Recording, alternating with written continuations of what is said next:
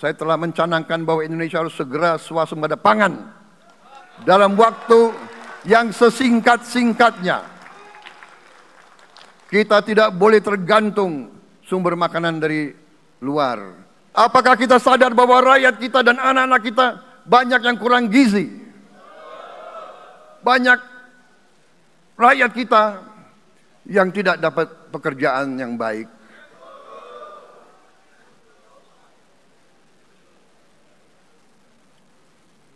Banyak sekolah-sekolah kita yang tidak terurus.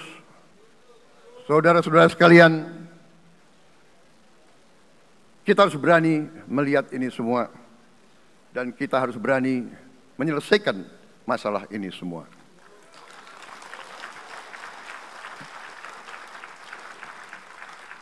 Saudara-saudara sekalian, saya mengajak kita semua, marilah kita berani melihat kenyataan. Kita boleh bangga dengan prestasi kita. Tapi marilah kita jangan tertegun, jangan terlalu cepat puas, jangan terlalu cepat gembira dengan menutup mata dan hati kita terhadap tantangan-tantangan dan penderitaan saudara-saudara kita. Saudara-saudara sekalian, kita tidak boleh memiliki sikap seperti burung unta yang kalau melihat sesuatu yang tidak enak, ia memasukkan kepalanya dalam tanah. Mari kita menatap ancaman dan bahaya dengan gagah. Marilah kita menghadapi kesulitan dengan berani. Saudara-saudara sekalian, marilah kita berhimpun. Marilah kita bersatu untuk mencari solusi-solusi. Mencari jalan keluar dari ancaman dan bahaya tersebut. Saudara-saudara sekalian, saya telah mencanangkan bahwa Indonesia harus segera swasembada pangan dalam waktu yang sesingkat-singkatnya. Kita tidak boleh tergantung sumber makanan dari luar. Dalam krisis, dalam keadaan genting, tidak ada yang akan mengizinkan barang-barang mereka untuk kita beli. Karena itu, tidak ada jalan lain. Dalam waktu yang sesingkat-singkatnya, kita harus mencapai ketahanan pangan.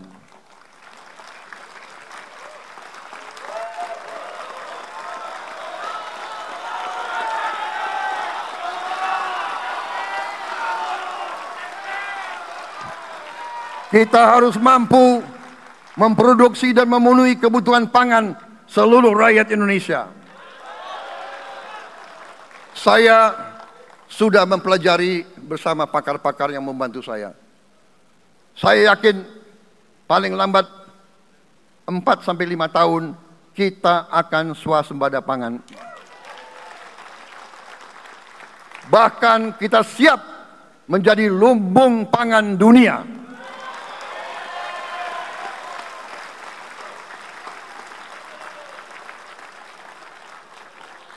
Saudara-saudara sekalian,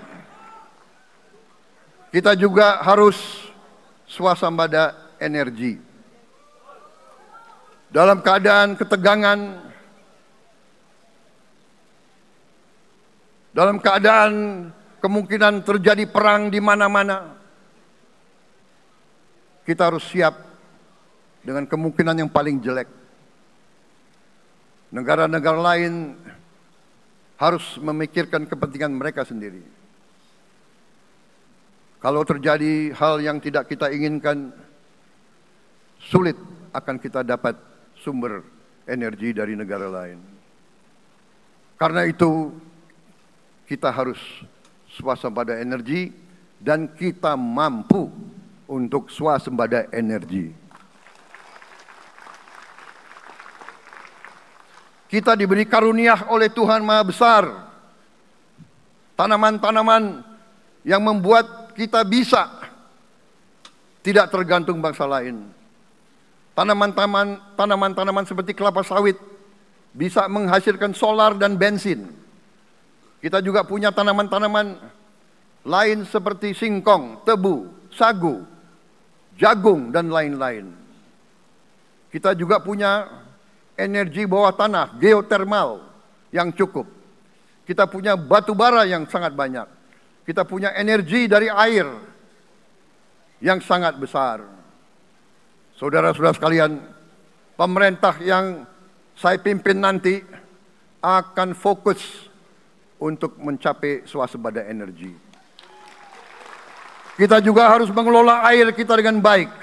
Alhamdulillah kita punya sumber air yang cukup dan kita sudah punya teknologi menghasilkan air yang murah dan yang bisa memenuhi kebutuhan kita. Saudara-saudara sekalian, juga semua subsidi, bantuan kepada rakyat kita yang masih dalam keadaan susah, harus kita yakin subsidi-subsidi itu sampai kepada mereka yang butuhkan. Kita harus berani meneliti dan kalau perlu kita robah subsidi itu harus kepada langsung keluarga-keluarga yang membutuhkan itu.